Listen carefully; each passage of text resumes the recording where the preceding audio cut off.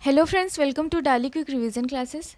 आज हम हिंदी में वर्णमाला के बारे में पढ़ेंगे और चलिए स्टार्ट करते हैं। और ये वीडियो आपके सिलेबस को ध्यान में रख के बनाई गई है। वैसे हिंदी तो हर एग्ज़ाम में पूछी जाती है, तो चलिए स्टार्ट करते हैं। पहला क्वेश्चन है कि अंतस्थ व्यंजन क्या है। अंतस्थ व्यंजन है या रा ला वा। अंतस्थ व्यंजन किसको कहते हैं? या रा ला वा को। तो वर्णमाला में हम पहले जान लेते हैं कि वर्णमाला में कौन कौन से ह्रस्व स्वर क्या होता है, दीर्घ स्वर क्या होता है और कितने कितने होते हैं। वर्णमाला में ह्रस्व स्वर कितने होते हैं? तो ह्रस्व स्वर होते हैं हमारे 4 ह्रस्व स्वर।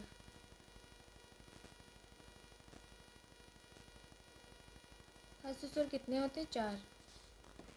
छोटा, छोटी, छोटाऊ और ऋढ़ क्या कितने होते हैं ह्रस्व स्वर? ह्रस्व स्वर होते हैं 4। दीर्घ स्वर, दीर्घ स्वर, दीर्घ स्वर कितने होते हैं? 7 होते हैं। बड़ा आ, बड़ी ई, बड़ा उ, ए ओ और औ। दीर्घ स्वर होते हैं हमारे 7 और ह्रस्व स्वर होते हैं 4। ठीक है, तो टोटल हो गए हमारे ये 11 स्वर होते हैं। कितने होते हैं? 11 हमारे स्वर होते हैं। और 33 व्यंजन होते हैं, का से लेके का वर्ग से लेके पा वर्ग तक के। ठीक है, का वर्ग से लेके पा वर्ग तक के, का वर्ग से पा वर्ग तक, ये टोटल होते हैं 25। और इसमें 2 ऐड कर देते हैं, वो द्विगुण व्यंजन। ठीक है, इसमें 2 ऐड कर देते हैं द्विगुण व्यंजन को, डा और ढा को, तो ये हो जाते हैं हमारे 27। और 4 हमारे होते हैं अंतस्थ व्यंजन, 4 हमारे अंतस्थ व्यंजन होते हैं। और 4 हमारे होते हैं ऊष्म व्यंजन। 4 अंतस्थ व्यंजन होते हैं, 4 ऊष्म व्यंजन हो जाते हैं। 2 आगत व्यंजन होते हैं, जा और फा। और बाकी 4 हमारे होते हैं संयुक्त व्यंजन। 4 होते हैं संयुक्त व्यंजन, 4 होते हैं संयुक्त व्यंजन।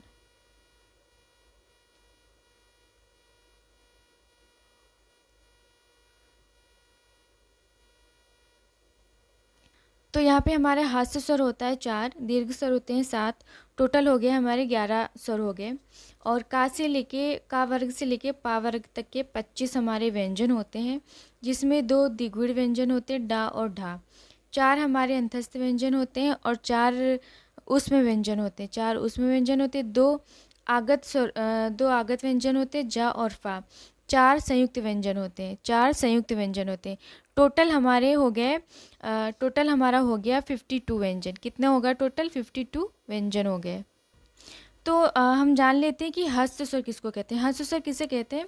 जिनके उच्चारण में हमें किसी और की सहायता नहीं लेनी पड़ती है, उनको हस्त स्वर कहते हैं। अ, तो जिन वर्णों का उच्चारण बिना किसी अवरोध के हो जाता है और दूसरे वर्ड की सहायता के बिना हो जाता है, तो उन्हें हम स्वर कहते हैं। ठीक है, हस्त स्वर एक मात्रा का समय लगता है, कि हस्त स्वर में एक मात्रा का समय लगता है और दीर्घ स्वर में 2 मात्रा का समय लगता है। हस्त स्वर हमारे 4 हैं, आ, छोटा आ, छोटी ई और छोटा ऊ और री। हस्त स्वर 4 हैं। छोटा हस्त स्वर कितने? 4। ठीक है, और इन्हीं को हम कहते हैं मूल स्वर। मूल स्वर भी कितने हैं? 4। तो चलिए देखते हैं कि हमारा पहला क्वेश्चन क्या था। यहाँ पे कहा है कि अंतस्थ व्यंजन क्या है। तो अभी हमने पढ़ा कि अंतस्थ व्यंजन कितने होते हैं? 4 होते हैं अंतस्थ व्यंजन। पहला है या रा लावा, ये अंतस्थ व्यंजन होते हैं, या रा लावा। ओ का उच्चारण स्थान इसमें पूछा है कि ओ का उच्चारण स्थान क्या है। तो ओ का उच्चारण स्थान है कंठ और ओष्ठ। ओ को कंठ और ओष्ठ दोनों की सहायता से बोला जाता है। नेक्स्ट है चा और छा वर्ड का उच्चारण स्थान क्या है। तो इसका उच्चारण स्थान होता है तालु। तो हम उच्चारण स्थान को कैसे पढ़ते हैं? अगर हम 2-3 सूत्र याद कर लें तो पूरी वर्णमाला याद हो जाएगी। जैसे इसका सूत्र होता है इचु यशा नाम, इचु यशा नाम तालु, इचु यशा नाम तालु। ठीक है, तो यहाँ पे बताया गया है कि यहाँ पे छोटी, बड़ी और चा वर्ग या और शा, ये जितने भी व्यंजन हैं सारे तालु से बोले जाते हैं। क्या सूत्र है? इच यशानाम तालु। तो छोटी ई, बड़ी ई, चा वर्ग, चा छा चा, चा छा जा झा और इया, ये चा वर्ग में आते हैं। चा छा जा झा इया और या और शा, या और शा, ये सारे जितने भी व्यंजन हैं ये सब तालु से बोले जाते हैं। अगला है हमारा ओ और औ वर्ण है कंठोष्ठ प्रकार के। तो ओ और ओ को अभी हमने पढ़ा कि ये होता है कंठोष्ठ। ओ और ओ कंठोष्ठ, मतलब ओ को हम कंठ और ओष्ठ, इसका मतलब होता है कि ओ और ओ को हम कंठ और ओष्ठ दोनों से उच्चारित करते हैं। कंठ और ओष्ठ दोनों से उच्चारित करते हैं। तो पहले आगे बढ़ने से पहले हम उच्चारण स्थान के बारे में जान लेते हैं। ये हमारा सूत्र है अकु विसर्जनीय नाम कंठा। ठीक है, अकु विसर्जनीय नाम कंठा। तो इसमें छोटा आ, बड़ा आ, का वर्ग में क्या आएगा? का, ख, ग, घ, अंगा, का ख ग घ अंगा, ये सारे जो हैं का वर्ग और हा और विसर्ग, हा और विसर्ग, ये सब का, इन सब का उच्चारण किससे होगा? कंठ से होगा। अको विसर्जनीय नाम कंठा। ठीक है, इतना मुश्किल नहीं है, एक दो बारी आप लोग पढ़ेंगे तो आराम से आ जाएगा। तो हम छोटा आ, बड़ा आ, का वर्ग, हा और विसर्गों को हम कंठ से उच्चारित करते हैं। ठीक है, अगला हमारा सूत्र है इच यशाणाम तालु। अभी मैंने बताया था छोटी ई, बड़ी ई, चा वर्ग, या और सा। चा वर्ग में चा छा जा झा और इया, ये वर्ग और या और शा को हम तालु से उच्चारित करेंगे। या और शा को हम किससे उच्चारित करेंगे? तालु से उच्चारित करेंगे। अगला सूत्र है हमारा ऋतु रसाणाम मूर्धा। ऋतु रसाणाम मूर्धा, ऋतु रसाणाम मूर्धा, री और टा वर्ग, री टा वर्ग और ये षटकोण वाला सा है, षटकोण वाला सा। तो इसमें हमारा आ जाएगा री, टा वर्ग में आएगा टा, ठ, ड, ढ, अड़ा, टा ठा डा ढा अड़ा। ठीक है, टा वर्ग और शेष हमारा रा और सा। रा और सा को हम किससे उच्चारित करेंगे? मूर्धा। सूत्र क्या है हमारा? ऋतु रसाणाम मूर्धा, ऋतु रसाणाम मूर्धा। ठीक है, अगला है हमारा लितु लसा नाम दंता। यहाँ पे हमारा होगा ली, ता वर्ग में क्या आएगा? ता, था, द, ध और ना। ता वर्ग और ला और सा, यहाँ पे सरौता वाला सा होगा। इसका उच्चारण, इन सभी का उच्चारण हम किससे करेंगे? दंत से करेंगे। ता वर्ग का उच्चारण, ली का उच्चारण, ला और सा, सरौता वाले सा का उच्चारण हम किससे करेंगे? दंत से। ठीक है, लास्ट है हमारा उपोष्ठ, उपपद्मीय नाम ओष्ठा। ठीक है, तो यहाँ पे हम लोग क्या करेंगे? छोटा ऊ, बड़ा ऊ और पा वर्ग में क्या आता है? पा, फ, ब, भ, मा। ये हमारे 33 व्यंजन इसमें सारे आ गए हैं। उपोष्ठ में छोटा ऊ और बड़ा ऊ, पा वर्ग आता है। इन सब का उच्चारण हम किससे करेंगे? ओष्ठ से करेंगे। किससे करेंगे? ओष्ठ से। एक बारी फिर से देख लेते हैं। पहला सूत्र है हमारा अकु विसर्जनीय नाम कंठा। इसमें आ से मतलब छोटा बड़ा आ, का से मतलब का वर्ग, और हा विसर्ग से मतलब विसर्ग है, और हा विसर्जनीय नाम कंठा, इसका उच्चारण करते हैं हम कंठ से। ठीक है, और नेक्स्ट है हमारा इच यशाणाम तालु। इच यशाणाम, ई से मतलब छोटी ई और बड़ी ई, चा से चा वर्ग, या से या और सा से सा, इन सभी का उच्चारण हम किससे करेंगे? तालु से। और चा वर्ग में आ जाएगा चा छा जा झा इया। नेक्स्ट है हमारा ऋतु रसाणाम मूर्धा।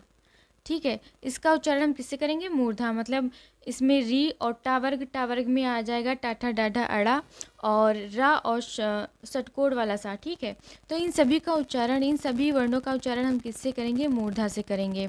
और इसमें षटकोण रा और शा, षटकोण वाला शा बहुत पूछा जाता है कि शा का उच्चारण किससे करते हैं, तो मूर्धा से करते हैं। नेक्स्ट है हमारा लितु लशानाम दंता। तो यहाँ पे ली और तावर्ग, ला और शा का उच्चारण स्थान क्या है, दंत है। तावर्ग में क्या क्या क्या आते हैं, ता था दा धा ना, तावर्ग आएगा, ला और शा। यहाँ पे सरोता वाला सा है, सरोता वाले शा का उच्चारण स्थान क्या है, दंत। नेक्स्ट है उपोष्ट। यहाँ पे छोटा ऊ, बड़ा ऊ और पावर्ग। पावर्ग में कौन कौन से वर्ड आते हैं, पा फा बा भा मा। ये इन सभी का उच्चारण हम किससे करेंगे, ओष्ठ से करेंगे। तो देखते हैं हमारा नेक्स्ट क्वेश्चन क्या था। हिंदी वर्णमाला में कितने वर्ड हैं, अभी बताया मैंने 52 वर्ड हैं, 11 स्वर हैं, प्लस 11 स्वर हैं प्लस 41 व्यंजन है। 41 व्यंजन है, 11 स्वर है प्लस 41 व्यंजन, जिनमें से 4 ह्रस्व हैं, जिनमें से 4 ह्रस्व हैं, 4 अंतस्थ व्यंजन हैं, 4 ऊष्म व्यंजन हैं और 4 ऊष्म व्यंजन हैं, 7 दीर्घ स्वर हैं और 25 हमारे व्यंजन हैं, 2 द्विगुण व्यंजन हैं, 2 हमारे आगत स्वर हैं और 4 हमारे संयुक्त अक्षर हैं, संयुक्त वर्ड। तो टोटल हमारा हो जाते हैं 52। कितने वर्ड हो जाते हैं, 52। स्वर ध्वनि के प्रकार है, दीर्घ स्वर होते हैं, ह्रस्व स्वर होते हैं, प्लुत स्वर होते हैं। ह्रस्व स्वर में 1 मात्रा का समय लगता है, दीर्घ स्वर में 2 मात्रा का समय लगता है और प्लुत स्वर में 3 मात्रा का समय लगता है। अर्धस्वर कौन से होते हैं, व और या। अर्धस्वर कौन से होते हैं, व और या। महाप्राण ध्वनियाँ होती हैं। महाप्राण ध्वनियाँ कौन सी होती हैं, वर्ग का दूसरा और चौथा अक्षर। महाप्राण ध्वनियाँ होती हैं वर्ग का दूसरा और चौथा अक्षर। तो जान लेते हैं हम महाप्राण और अल्पप्राण क्या होता है। सबसे पहले अल्पप्राण, मतलब अल्प प्राण क्या होते हैं, जिन वर्णों के उच्चारण में मुख से कम वायु निकले, मुख से कम वायु निकले उन्हें अल्प प्राण कहते हैं। जैसे का हो गया, गा हो गया, है ना। तो का वर्ग में जैसे होता है, प्रत्येक वर्ग में पहला, तीसरा और पांचवा वर्ड, प्रत्येक वर्ग में पहला, तीसरा और पांचवा वर्ड होते हैं अल्प प्राण। और अंतस्थ व्यंजन होते हैं या अलावा अंतस्थ व्यंजन, ये भी होते हैं अल्प प्राण। और सभी स्वर इसमें आ जाते हैं, सभी स्वर इसमें आ जाते हैं, ठीक है, सभी स्वर आ जाते हैं। और द्विगुण व्यंजन का, इसी में अल्प प्राण में ही द्विगुण व्यंजन का डा आता है अल्प प्राण में, और द्विगुण व्यंजन का डा आता है अल्प प्राण में। और अयोग वाह का अंग आता है, अयोग वाह का अंग आता है, ठीक है। इसमें डा आता है, मतलब द्विगुण व्यंजन का डा आता है, ये द्विगुण व्यंजन है, द्विगुण व्यंजन। और ये अनुस्वार है।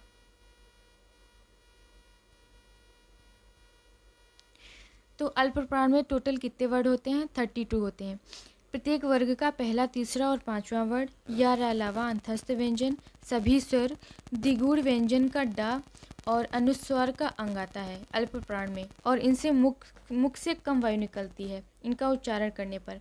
महाप्राण में क्या होता है कि महाप्राण, तो यहाँ पे द्विगुण व्यंजन का ढा आता है, अनुस्वार का अंग आता है।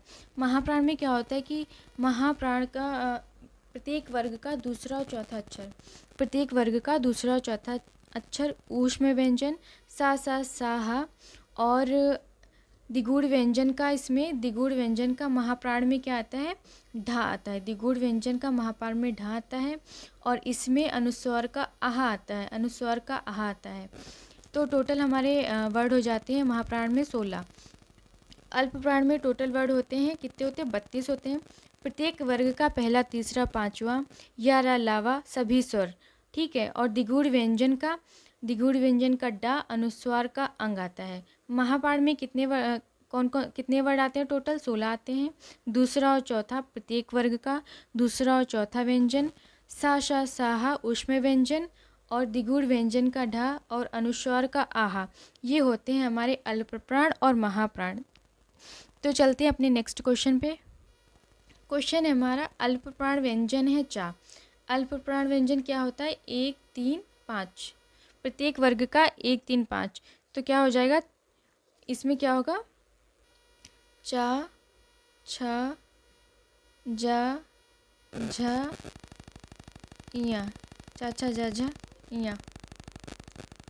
अल्प प्राण क्या होता है, प्रत्येक वर्ग का पहला, तीसरा और पांचवा अक्षर। तो यहाँ पे अल्प प्राण पूछा है कि यहाँ पे चा क्या है, तो यहाँ पे चा होगा अल्प प्राण। कंठ ध्वनियाँ है, कंठ ध्वनियाँ मतलब जो कंठ से उच्चारित होता है। कंठ ध्वनियाँ का ख ग घ का ख ग घ अंगा अड़ा। सा हिंदी की शा ध्वनि किससे बोली जाती है? तालव्य। ताल इसका सूत्र क्या होता है? इसका सूत्र क्या होता है? इचु यशाणाम, इचु यशाणाम, इचु यशाणाम तालु। ठीक है, तो इसमें क्या होगा? छोटी ई बड़ी ई चा वर्ग, छोटी ई बड़ी ई चा वर्ग, या और शा, या और शा, ये सारे जितने भी वर्ड हैं, ये जितने भी वर्ड हैं ये तालु से पूछे तालु से बोले जाएंगे। हिंदी दिवस कब मनाया जाता है? 14 सितंबर को हिंदी दिवस मनाया जाता है। नासिक व्यंजन क्या है? मतलब जिनका उच्चारण नाक से होता है उनको नासिक व्यंजन कहते हैं। प्रत्येक वर्ग का पांचवा अक्षर नासिक व्यंजन कहलाता है। प्रत्येक वर्ग का पांचवा अक्षर तो क्या होता है? का ख ग घ अंगा, अंगा में अंगा, और इसमें पांचवा अक्षर कौन कौन से होते हैं? अंगा, ञ, और न और मा, ये होते हैं प्रत्येक वर्ग के पांचवें अक्षर। इन सब का उच्चारण किया जाता है नाक के द्वारा।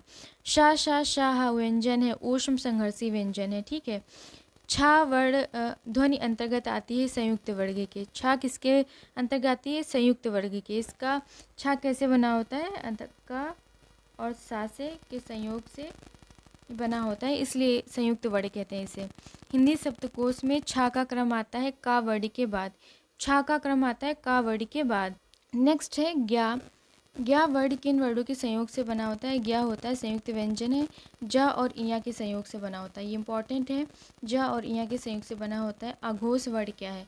अघोष वर्ड, तो चलिए हम पहले जान लेते हैं कि सघोष और अघोष वर्ड क्या होते हैं। ठीक है, तो सघोष और अघोष वर्ड क्या है? अघोष जिन वर्णों के उच्चारण में, अघोष क्या होता है कि जिन वर्णों के उच्चारण में स्वर तंत्रियों में कंपन होता है। कहाँ होता है? स्वर तंत्रियों में कंपन होता है, उसको अघोष वर्ड कहते हैं। क्या कहते हैं? अघोष वर्ड कहते हैं। और प्रत्येक वर्ग का पहला और दूसरा, प्रत्येक वर्ग का पहला और दूसरा वर्ड, और शा सा शा मतलब प्रत्येक वर्ग का पहला और दूसरा वर्ड, और सा शा सा ऊष्म व्यंजन। ऊष्म व्यंजन हा को छोड़ करके ये जितने भी वर्ड होते हैं अघोष वर्ड कहलाते हैं। टोटल कितने होते हैं अघोष वर्ड? 13 होते हैं। घोष वर्ड क्या होते हैं? घोष वर्ड की संख्या कितनी होती है? 35 होती है।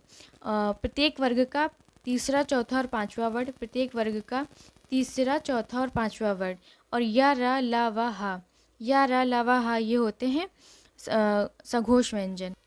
इनकी टोटल संख्या कितनी होती है? 35 होते हैं। प्रत्येक वर्ग का तीसरा, चौथा, पांचवा वर्ड, या रा ला वा हा अंतस्थ व्यंजन, और अयोगवाह होते हैं। अयोगवाह आता है, अयोग वाह, दिगूढ़ व्यंजन आते हैं, दिगूढ़ व्यंजन, और सभी स्वर आते हैं, सभी स्वर। ठीक है, अयोगवाह कितने होते हैं? 2 होते हैं, सबको पता है। दिगूढ़ व्यंजन कितने होते हैं? 2 होते हैं। सभी स्वर कितने होते हैं? 11 होते हैं। और प्रत्येक वर्ग का तीसरा, चौथा, पांचवा अक्षर, या रा ला वाह अंतस्थ व्यंजन, अयोगवाह, दिगूढ़ व्यंजन और सभी स्वर, इन सबको मिला करके इनकी जो टोटल संख्या होती है 35 होती है। तो अघोष कितने होते हैं? 12 होते हैं। घोष कितने होते हैं? 35 होते हैं। तो देखते हैं अपना नेक्स्ट क्वेश्चन। ये अघोष वर्ड है। अघोष वर्ड क्या होते हैं? प्रत्येक वर्ग का पहला और दूसरा व्यंजन, और सभी ऊष्म व्यंजन। ऊष्म व्यंजन श, श, श और श, ये किस में आते हैं? अघोष वर्ड में आते हैं। संयुक्त व्यंजन होता है ज्ञा। ज्ञा किससे बना होता है? जा, आधा जा प्लस इया से बना होता है। अल्प प्राण ध्वनियों का समूह है। अल्प प्राण में क्या होता है? अल्प प्राण क्या होते हैं? प्रत्येक वर्ग का पहला, तीसरा और पांचवा अक्षर अल्प प्राण कहलाते हैं। यहाँ पे हो गया चा और जा, चा और जा हो गया यहाँ पे। प्रत्येक वर्ग का पहला, तीसरा, पांचवा अक्षर अल्प प्राण कहलाते हैं। यहाँ पे कहा है कि दंतव्य वर्ण है। अभी मैंने आपको पढ़ाया था, सूत्र क्या था? लित्रु, लित्तु, लशानाम, लितुलसानाम दंता।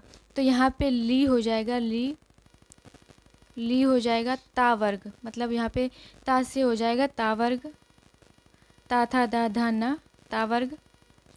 और ला और शा, ला और सरोता वाला सा, इन सभी का उच्चारण स्थान क्या है? ता है। इन सभी का उच्चारण स्थान क्या है? दंत है। क्या है? सूत्र क्या है? लितु लशानाम दंता। इन सभी का उच्चारण स्थान क्या है? ता है। घा का उच्चारण स्थान क्या है? घा का उच्चारण स्थान क्या है? कंठ है।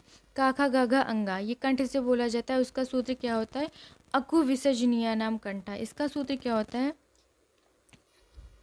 कंठ से कौन कौन से वर्ड बोले जाते हैं? अकु विसर्जनीय नाम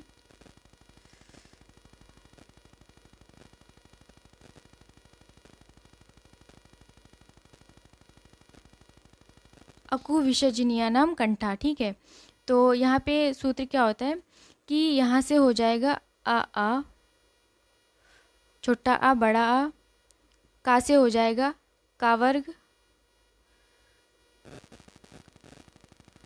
अकु हा से हो जाएगा, यहाँ पे ये हा हो जाएगा, और विसर्ग, विसर्ग हो जाएगा। छोटा बड़ा का वर्ग हा और विसर्ग, इन सभी का उच्चारण स्थान क्या होता है? कंठ होता है। तो का वर्ग में क्या आ जाता है? का खा गा घा अंगा, महाप्राण वर्ड है। अगला हमारा है महाप्राण वर्ड है। महाप्राण, अभी मैंने आपको बताया था कि महाप्राण क्या होता है? प्रत्येक वर्ग का दूसरा और चौथा अक्षर। तो यहाँ पे ये कौन से वर्ग से है? ता, था कौन से स्थान पे आता है? दूसरे स्थान पे। तो महाप्राण क्या होता है? प्रत्येक वर्ग का दूसरा और चौथा महाप्राण कहलाते हैं। हिंदी की बाध्वनि है, हिंदी की बाध्वनि उच्चारित है ओष्ठ है। कहाँ से? बाकी से उच्चारित होता है ओष्ठ से। यहाँ पे है अगला क्वेश्चन, तालव्य व्यंजन है ई ईशा, इसका सूत्र क्या होता है? इचु यशानाम, इचु यशानाम, इचु यशानाम तालु। ठीक है, तो यहाँ पे ई से हो जाएगा छोटी ई बड़ी ई, और यहाँ पे हो जाएगा या और शा, या और शा दिया हुआ है, और यहाँ से हो जाएगा चा से चा वर्ग, चा से चा वर्ग। इन सभी का उच्चारण स्थान क्या है? तालव्य। इन सभी का उच्चारण स्थान क्या है? तालव्य है। किन ध्वनियों को अनुस्वार कहा जाता है? स्वर के बाद आने वाली सभी नासिक ध्वनियाँ अनुस्वार कहलाती हैं। ठीक है, छा वर्ड के योग से बना है, छा वर्ड के योग से बना होता है का और शा के। हिंदी शब्दकोश में अंग किस वर्ड से पहले आता है? आहा के पहले। ज्ञा को वर्णमाला में माना जाता है संयुक्त व्यंजन। संयुक्त व्यंजन कितने होते हैं? जो दो वर्णों के संयोग से बनते हैं उनको संयुक्त व्यंजन कहते हैं। कितने होते हैं? 4 होते हैं। संयुक्त व्यंजन कितने होते हैं? 4 होते हैं। छा होता है, छा, त्रा, ज्ञा और श्रा।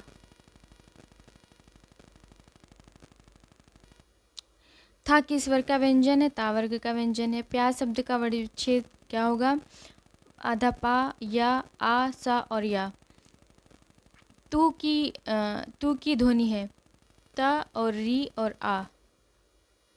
वर्णमाला में मात्रा का अर्थ है वर्ड के उच्चारण में लगने वाला समय।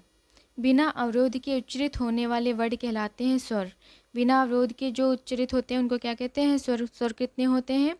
11। व्यंजन की परिभाषा क्या है? स्वर की सहायता से बोले जाने वर्णों को क्या कहते हैं? व्यंजन। स्वर की सहायता से बोले जाने वर्णों को क्या कहते हैं? व्यंजन। उच्चारण स्थान की दृष्टि से का वर्ड के सभी वर्ड कहलाते हैं कंठ। का वर्ड के सभी वर्ड क्या कहलाते हैं? कंठ। अगला है चाचा जाजा इया ध्वनियाँ कहलाती हैं तालव्य। इच यशाणाम तालु, है ना। का और गा वर्ण है अल्प प्राण। अल्प प्राण क्या होते हैं? प्रत्येक वर्ग का पहला, तीसरा और पांचवा अक्षर। तो का खा गा घा अंगा होता है क ख ग, क ख ग घ अंग। प्रत्येक वर्ग का पहला, तीसरा, पांचवा अक्षर क्या होता है? अल्प प्राण होता है। प्रत्येक वर्ग का पहला, तीसरा और पांचवा अक्षर क्या होता है? अल्प प्राण होता है। तो यहाँ पे पहला का है, गा है, और ये तीनों क्या हो गए? अल्प प्राण हो गए।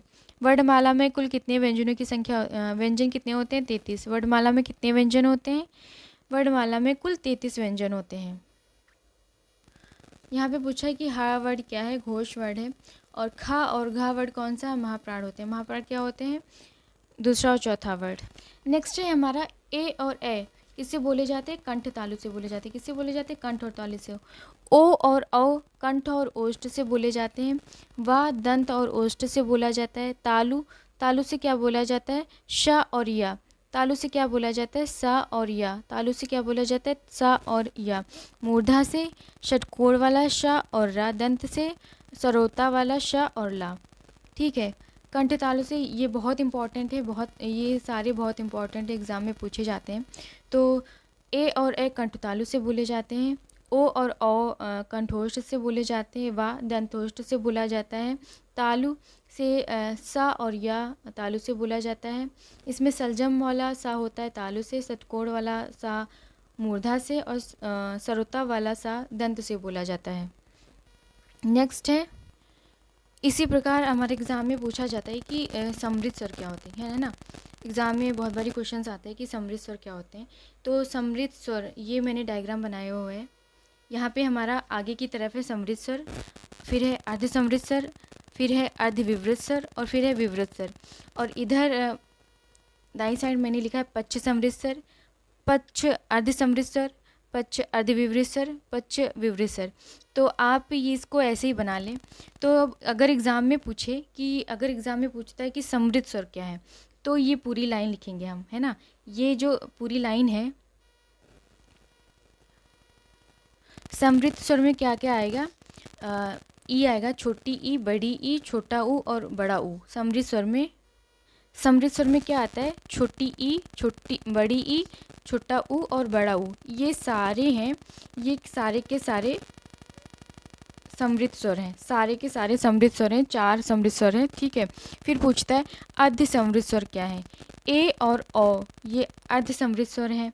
अर्ध विवृत स्वर क्या है, ए, ओ और औ, ये, और यहाँ पे बीच में आ है।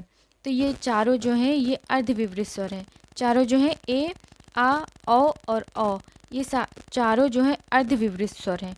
और फिर पूछता है एग्ज़ाम में, ये बहुत बारी पूछता है कि विवृत स्वर कौन सा होता है। तो बड़ा आ ये विवृत स्वर है, बड़ा आ विवृत स्वर है। इसी तरह पूछेगा समृद्ध स्वर में, ध्यान रखना है आपको, ये चारों लाइनें, मतलब ये लाइन से जो है चारों अक्षर, ये सारे के सारे हम ऐड करेंगे। समृद्ध स्वर में क्या क्या आएगा, छोटी ई, बड़ी ई, छोटा ऊ, बड़ा ऊ। अर्ध समृद्ध स्वर में आएगा ए और ओ। अर्ध विवृत स्वर में आएगा ए, ओ और औ। विवृत स्वर में आएगा आ। इसी तरह हम देखेंगे कि इधर मैंने लिखा है पीछे की तरफ पश्च समृद्ध स्वर।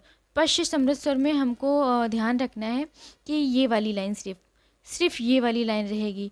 उ ऊ पश्च समृद्ध स्वर है, उ ऊ पश्च समृद्ध स्वर है। यहाँ पे पश्च समृद्ध स्वर कौन से हैं, यहाँ पे ये सिर्फ ये दोनों वाले हैं, छोटा ऊ और बड़ा ऊ। अर्ध समृद्ध स्वर कौन सा है, ओ। और पश्च अर्ध विवृत स्वर कौन सा है, ओ और औ।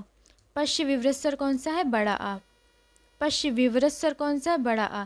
विवृत स्वर कौन सा है, बड़ा आ है। और पश्च विवृत स्वर कौन सा है, इसमें भी बड़ा आ है, इसमें भी बड़ा है। तो हम, अगर हमसे समृद्ध पूछता है समृद्ध स्वर कौन से है, तो हम ये चारों लिखेंगे। अगर पूछ ले पश्च समृद्ध स्वर कौन से हैं, तो हम लिखेंगे छोटा ऊ और बड़ा ऊ। ठीक है। इसमें सिर्फ इतना लेंगे और इधर की तरफ हम चारों लेंगे। इसी तरह एग्जाम में और क्वेश्चन आता है, जैसे अभी हमने पूछा पश्च समृद्ध स्वर, इसी तरह पूछ लेता है कि अग्र समृद्ध स्वर कौन से हैं। तो अगर इसमें हम अग्र लगा दें, अगर हम इसमें अग्र लगा दें तो ये पूरे ये हो जाएंगे ई अर्ध समृद्ध स्वर ए, अग्र अर्ध समृद्ध स्वर ए, अर्ध विवृत स्वर ए, विवृत स्वर। यहाँ पे अग्र विवृत स्वर नहीं होगा, यहाँ पे अग्र विवृत स्वर कोई है ही नहीं। तो एक बार मैं फिर से समझा देती हूँ। अगर पूछता है कि समृद्ध स्वर कौन से हैं, अगर पूछता है कि समृद्ध स्वर कौन से हैं, तो हमने ये लाइन में लिखा रखा है छोटी ई, बड़ी ई, ऊ और ऊ। तो ये चारों हो जाएंगे हमारे पूरे के पूरे हो जाएंगे समृद्ध स्वर। फिर है अर्ध समृद्ध कौन से हैं, अर्ध समृद्ध है ए और ओ। अर्ध विवृत स्वर कौन से हैं, ए, ओ और ओ।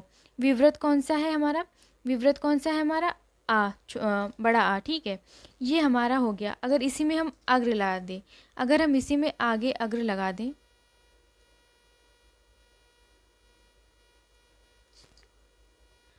अभी मैंने आपको बताया कि समृद्ध स्वर में क्या करेंगे, पूरी लाइन लेंगे, ठीक है। ई छोटा ऊ बड़ा ऊ, पूरी लाइन लेंगे। अर्धसमृद्ध ए ओ, अर्धविवृत ए आ ओ और आ, विवृत में बड़ा आ, ठीक है। अगर इसी तरह हम अगर देखेंगे पश्य समृद्ध स्वर, पश्य समृद्ध स्वर में सिर्फ ये दोनों लेंगे, पश्य समृद्ध स्वर में ऊ और बड़ा ऊ, पश्य अर्ध समृद्ध स्वर में ओ, पश्य अर्ध विवृत स्वर में ओ और आ, पश्य विवृत में बड़ा आ, ठीक है। इसी तरह ये पश्य का अगर हमसे आगे का पूछ ले, अग्र समृद्ध स्वर, अब अग्र समृद्ध स्वर का पूछ ले तो हमसे पूछ ले अग्र समृद्ध स्वर, तो अग्र समृद्ध में जैसे हमने पश्य समृद्ध का पहला दूसरा लिया था, इसी तरह सिर्फ ये लेंगे, ई और बड़ी ई, ये अग्र में आ जाएगा। अग्र अर्ध समृद्ध स्वर, इसमें ए आएगा, और अग्र अर्ध विवृत स्वर में इसमें ए आ जाएगा। और यहाँ पे कुछ नहीं है, यहाँ पे 0 है, तो यहाँ पे विवृत कोई नहीं होता, अग्र विवृत स्वर नहीं होता है, अग्र विवृत स्वर नहीं होता है। इसी तरह ये जो बीच में हमारा है, इसको हम क्या कहेंगे, मध्य स्वर कहेंगे। आ को क्या कहेंगे, मध्य स्वर, उदासीन स्वर और सहीद स्वर कहेंगे, ठीक है। अग्र को क्या हम कहेंगे, मध्य स्वर, इसको मध्य स्वर कहते हैं। अग्र को क्या कहते हैं, मध्य स्वर, उदासीन और सहीद स्वर कहते हैं। अग्र को क्या कहते हैं, मध्य स्वर, उदासीन और सहीद स्वर कहते हैं। तो आज के लिए बस इतना ही, मिलते हैं अपनी नेक्स्ट क्लास में। अगर वीडियो अच्छी लगी हो तो चैनल को लाइक करें, सब्सक्राइब करें, और थैंक्स फॉर वॉचिंग।